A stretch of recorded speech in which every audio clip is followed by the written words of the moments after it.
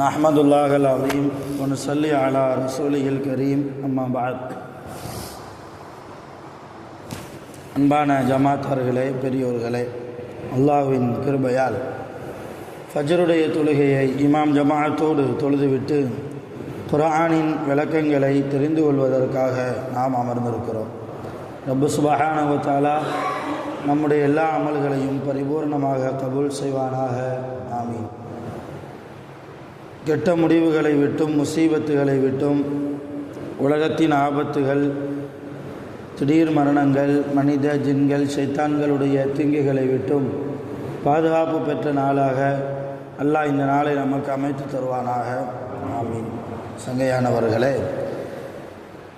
வல்லைலி இதா யக்ஷா என்ற சூறாவை பற்றி இன்றைக்கு நாம் தெரிந்து கொள்வதற்கு இருக்கிறோம். வல்லைலி இதா யக்ஷா என்ற சூறாவில் மொத்தம் 21 ஆயத்துகளை அல்லாஹ் வைத்திருக்கிறான். இந்த சூறாவை 2 பிரிவினர்களுக்காக அல்லாஹ் சொல்கிறான். முதலாவது பிரிவினர் அல்லாஹ்வை பயப்படக்கூடியவர், அல்லாஹ்வுக்காக தான தர்மம் செய்யக்கூடியவர், தன்னுடைய நடைமுறையை, உலக வாழ்க்கையை அழகானதாக ஆக்கி குர்ஆனை உண்மைப்படுத்தியவர். இவருக்கு சொர்க்கத்தின் பாதை லேசாக்கப்படும் என்று அல்லாஹ் சொல்கிறார். 2வது பிரிவினர் இதற்கு நேர் எதிர்மறையில் இருக்கக்கூடிய நபர்கள்.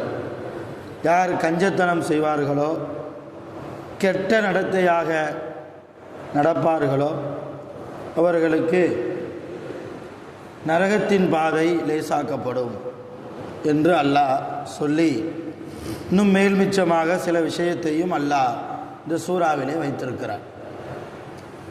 அல்லாஹ் இந்த சூறாவில் சொல்கிறான், வல்லைலி இதா யக்ஷா, இருள் சூழ்ந்து சூரியன் மறைந்து வருகிற போது வெளிப்படுகிற இரவின் மீது சத்தியமாக. பொன்னஹாரி இதா தஜல்லா, சூரியன் உதயமாகிற போது வெளிப்படுகிற பகலின் மீது சத்தியமாக. இப்போ இரவின் மீது சத்தியமாக, பகலின் மீது சத்தியமாக. இதற்கு முந்தைய சூறாவில் கூட வல்லுஹா, முற்பகலின் மீது சத்தியமாக, வல்லைலி இதா சஜா, இரவின் மீது சத்தியமாக என்று அல்லாஹ் சொன்னார். அதே போல் இந்த சூறாவில் இரவின் மீது சத்தியமாக, பகலின் மீது சத்தியமாக என்று மறுபடியும் சொல்லுகிறார். இப்போ முதல்லையே நாம் விளங்கியிருக்கிறோம், அல்லாஹ் எந்த வஸ்துக்களின் மீது சத்தியமிட்டு சொன்னாலும் அந்த வஸ்துக்கென்று சில மகத்துவம் இருக்கிறது, சில உயர்ந்த அந்தஸ்துகள் இருக்கிறது. ஆனால் அதையும் தாண்டி அல்லாஹ்வுடைய வல்லமை, அல்லாஹ்வுடைய குதுரத், ஒரு நாளும் ஒரு நிமிடமும் கூட ஓய்வெடுக்காமல் சூரியன் தன்னுடைய வேலையை செய்து கொண்டே இருக்கிறது. தன்னுடைய பாதையில் அல்லாஹ் எந்த பாதையில் சூரியனை பயணிக்க சொன்னானோ அந்த பாதையில் மிகச்சரியாக சுற்றி சுற்றி வந்து கொண்டே இருக்கிறது. அது மட்டும் ஒரு நாளைக்கு அல்லது ஒரு நிமிடமாவது எனக்கு கொஞ்சம் ரெஸ்ட்டு வேணும் என்று சொல்லி ஓய்வெடுக்க ஆரம்பித்து விட்டால் உலகமே இயங்காமல் போய்விடும், இல்லையா? கொஞ்சம் கற்பனை செஞ்சு பாருங்கள். இரவே வராமல் இருக்குது, பகலாகவே இருக்குது, உலகம் இயங்க முடியுமா? அதே போன்று இரவு முழுக்க இருக்குது, பகலே வராமல் இருக்கிறது, உலகம் இயங்க முடியுமா? இந்த வேலை வெட்டிக்காது நம்மளால் போக முடியுமா? சாதாரணமான சமநிலையான உலகமாக இந்த உலகம் இருக்க முடியுமா? முடியாது. அழிவினுடைய ஆரம்பமாக அது ஆகி போய்விடும். அப்போ அல்லாஹ் சூரியனுக்கு எதை கட்டளையாக போட்டானோ, இந்த பாதையில் நீ உதிக்க வேண்டும், இங்கு வந்து நீ மறைய வேண்டும், சில இடங்களில் இந்த இடத்தில் நீ உதிக்க வேண்டும், இந்த இடத்தில் நீ மறைய வேண்டும் என்று அல்லாஹ் சூரியனுக்கு எதையெல்லாம் கட்டளையாக சொல்லி இருக்கிறானோ அந்த கட்டளையை சூரியன் மிகச் சரியாக செய்து கொண்டிருக்கிறது. அதனால்தான் நமக்கு இரவும் வருகிறது, பகலும் வருகிறது. அப்போ அந்த சூரியனை ஓட வைக்கக்கூடியவன் அல்லாஹ். சூரியனை வைத்து மனிதர்களுக்கு இரவை தரக்கூடியவன் அல்லாஹ். அந்த இரவில் தான் நிம்மதியான தூக்கத்தை நாம் தூங்குகிறோம் இல்லையா? பகலில் எவ்வளோ நேரம் தூங்கினாலும் இரவில் தூங்குகிற தூக்கம் மாதிரி வராது. அது நிம்மதியான தூக்கம். பகலில் அசதிக்காக வேண்டுமானால் நாம் 1 மணி நேரம் 2 மணி நேரம் தூங்கி எந்திக்கலாம். ஆனால் இரவு நேரத்தில் தூங்குவது தான் நிம்மதியான தூக்கம். இரவு முழுக்க தூங்கலை, பகல் முழுக்க தூங்குறாரு, அவர்கிட்ட நிம்மதி இருக்காது. அந்த நாள் ஃபுல்லாக முசீபத்தாகவே இருக்கும், தூக்க கலக்கத்தோடையே திரிவார். இரவு முழுக்க தூங்குவது தான் ஒரு மனிதனுக்கு ஆரோக்கியம் என்று இன்றைக்கு மருத்துவர்களும் சொல்கிறார்கள்.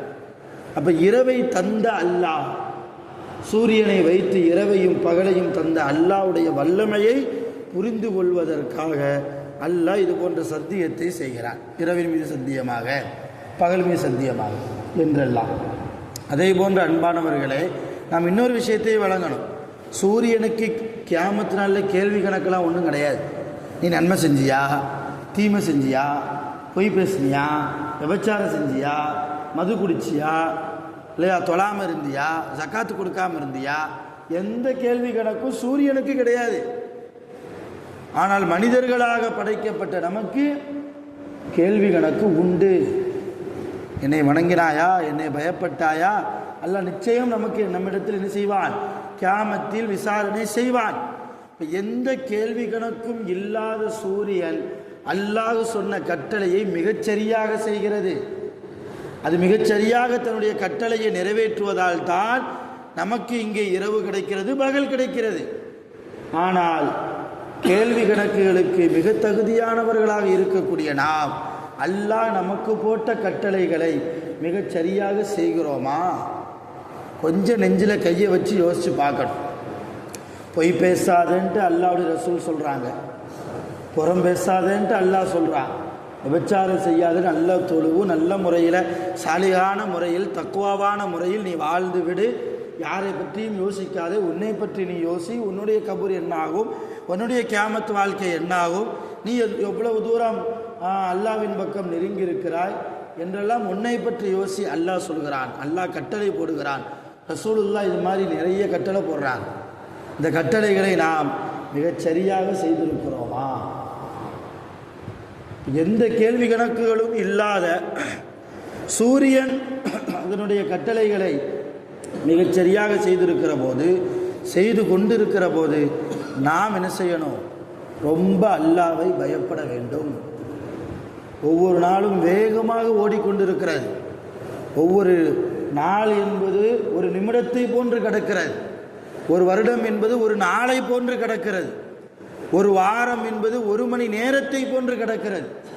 ரசூலுல்லாஹ் சொன்னாங்க, கியாமத் நாளுடைய நெருக்கத்தில் நாட்கள் வேகமாக ஓடும், நாட்கள் வேகமாக ஓடும் என்றார்கள் நபிகள் நாயகம் ஸல்லல்லாஹு அலைஹி வஸல்லம்.